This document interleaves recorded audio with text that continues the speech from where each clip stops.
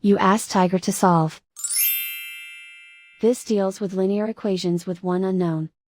The final result is x equals 26/7. Let's solve it step by step.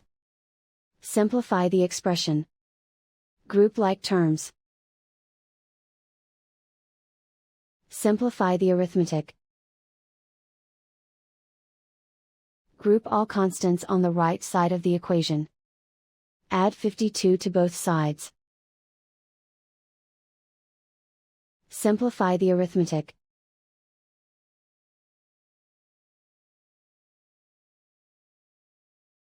Isolate the x. Divide both sides by 14. Simplify the fraction. Find the greatest common factor of the numerator and denominator. Factor out and cancel the greatest common factor.